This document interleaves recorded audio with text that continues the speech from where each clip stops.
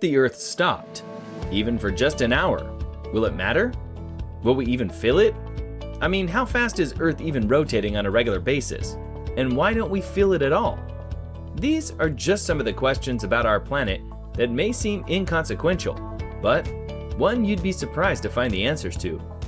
How fast is Earth moving anyway? Questions about how fast the Earth, or anything for that matter, is moving are incomplete unless they also ask, compared to what? Without a frame of reference, questions about motion cannot be completely answered. Considering the movement of the Earth's surface with respect to the planet's center, the Earth rotates once every 23 hours, 56 minutes, and 4.09053 seconds, called the sidereal period, and its circumference is roughly 40,075 kilometers. Thus, the surface of the Earth at the equator moves at the speed of 460 meters per second, or roughly 1,000 miles per hour. As school children, we learned that the Earth is moving about our Sun in a very nearly circular orbit. It covers this route at a speed of nearly 30 kilometers per second, or 67,000 miles per hour. In addition, our solar system, Earth, and all whirls around the center of our galaxy at some 220 kilometers per second, or 490,000 miles per hour. As we consider increasingly large-sized scales, the speed involved becomes absolutely huge. The galaxies in our neighborhood are also rushing at a speed of nearly 1,000 kilometers per second towards a structure called the Great Attractor, a region of space roughly 150 million light-years. 1 light-year is about 6 trillion miles away from us. This Great Attractor, having a mass 100 quadrillion times greater than our Sun and a span of 500 million light-years, is made of both the visible matter that we can see along with the so-called dark matter that we cannot see. Each of the motions described above was given relative to some structure. Our motion about our Sun was described relative to our Sun, while the motion of our local group of galaxies was described as toward the Great Attractor. The question arises, is there some universal frame or reference relative to which we can define the motions of all things? The answer may have been proved by the Cosmic Background Explorer, COBE, satellite. In 1989, the COBE satellite was placed in orbit about the Earth. Again, the Earth is the frame of reference, to measure the long-diluted radiation echo of the birth of our universe. This radiation, which remains from the immensely hot and dense primordial fireball that was our early universe, is known as the Cosmic Microwave Background Radiation, CBR. The CBR presently pervades all of space. It is the equivalent of the entire universe, glowing with heat. One of the COBE's discoveries was that the Earth was moving with respect to the CBR with a well-defined speed and direction. Because the CBR permeates all space, we can finally answer the original question fully, using the CBR as a frame of reference. The Earth is moving with respect to the CBR at a speed of 390 kilometers per second. We can also specify the direction relative to the CBR. It is more fun, though, to look up into the night sky and find the constellation known as Leo, the lion. The Earth is moving toward Leo at the dizzily speed of 390 kilometers per second. It is fortunate that we won't hit anything out there during any of our lifetimes. Why can't we feel the Earth's rotation? It should not come as a surprise to you that our planet, with its atmosphere and everything on it, is constantly spinning. At the equator, the speed of rotation is about 1,675 kilometers per hour, 1,040 miles per hour, which means that right this very moment you're traveling at something like 465 meters per second, or a little less if you're located closer to one of the poles. So why can't we feel it? The answer lies in the nature of the Earth's movement. Think of being on an airplane when it's smoothly traveling at a constant speed and constant altitude. You've unbuckled your seatbelt and go on a walk down the aisle, but you can't feel the movement of the plane. The reason is simple. You, the plane, and everything else inside it are traveling at the same speed. In order to perceive the movement of the plane, you have to glance at the clouds outside. It's the same with Earth's rotation. Our planet completes a full turn around its axis every 23 hours and 56 minutes, spinning incessantly at an almost entirely constant rate. One way to feel motion is to feel the wind on your face, but remember that Earth's atmosphere is traveling with us at the same speed.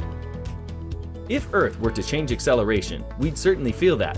and it wouldn't be pleasant, like a sudden slam on the brakes at a planetary scale. While the atmosphere would keep moving at the same 465 meters per second and wipe the surface of the planet. But just like we can't feel the constant movement of a plane, the spin of our gigantic space ride is normally imperceptible too. So why does the Earth spin so constantly? Because there's nothing stopping it. When our solar system formed out of a collapsing dust cloud and spun out into a flattened acceleration disk with a bulge in the middle, all planets inherited that rotation. The Sun, all our neighboring planets, their moons, and everything else scattered in our system is still spinning after billions of years because of inertia. To interfere with that, an external unbalanced force would have to be applied. In simple terms, the whole shindig would have to collide with some other object and throw the rotation into disarray. Now, as I mentioned earlier, the spin of our planet is happening at an almost constant rate. If we're being precise, Earth is slowing down ever so slightly, thanks to the Moon being a bit of gravitational drag. It pulls on the tidal bulge of our planet, which causes tidal friction, putting energy into the Moon's orbit. As a result, sometimes we need to add an extra second to our clocks because Earth's rotation is slowing down by 0.002 of a second every day. However, because this change in speed is so infinitely small for our purposes, it still feels like Earth is rotating at a constant rate. In other words, it feels like nothing at all. What if Earth stopped rotating? The probability of such an event is practically zero in the next few billion years. If the Earth stopped spinning suddenly, the atmosphere would still be in motion with the Earth's original 1,100 mile/hour rotation speed at the equator. All of the land masses would be scoured clean of anything not attached to bedrock. This means rocks, topsoil, trees, buildings, your pet dog, and so on would be swept away into the atmosphere. If the process happened gradually over billions of years, the situation would be very different, and it is this possibility, which is the most likely, as the constant torquing of the Sun and Moon upon the Earth finally reaches its conclusion. If the rotation period slowed to one rotation every 365 days, a condition called sun synchronous, every spot in the Earth would have permanent daytime or nighttime all year long. This is similar to the situation on the Moon, where for 2 weeks, the front side is illuminated by the Sun, and for 2 weeks, the back side is illuminated. This situation for the Earth is not the condition of stopped rotation, but it is as close as the laws of physics will let the Earth get. If it stopped spinning completely, not even once every 365 days, you would get half a year daylight and half a year nighttime. During daytime for 6 months, the surface temperature would depend on your latitude, being far hotter than it is now at the equator than at the poles where the light rays are more slanted and the heating efficiency is lower. This long-term temperature gradient would alter the atmospheric wind circulation pattern so that the air would move from the equator to the poles rather than in wind systems parallel to the equator like they are now. The yearly change in the Sun's position in the sky would now be just its seasonal motion up and down the sky towards the south due to the orbit of the Earth and its axial tilt.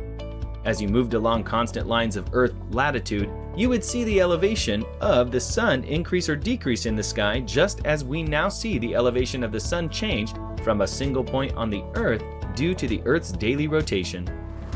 For example, if you were at a latitude of plus 24 degrees north in the summer and a longitude where the Sun was exactly overhead, it would slide gradually to the horizon as fall approached. But since the Sun has moved 90 degrees in its orbit, it would now be due west. Then as we approach winter, you would now be located on the dark side of the Earth and would have to travel in the longitude to a location 180 degrees around the Earth to see the Sun halfway up the sky, because in the winter, the Sun is 48 degrees south of its summer location in the sky. It's a little confusing, but if you use a globe of the Earth and orient it the right way, you can see how this all works out. As for other effects, presumably the magnetic field of the Earth is generated by a dynamo effect that involves its rotation. If the Earth stopped rotating, its magnetic field would no longer be regenerated, and it would decay away to some low residual value due to the very small component which is fossilized in its iron-rich rocks. There would be no more northern lights, and the Van Allen radiation belts would probably vanish, as would our protection from cosmic rays and other high-energy particles. This is a significant biohazard.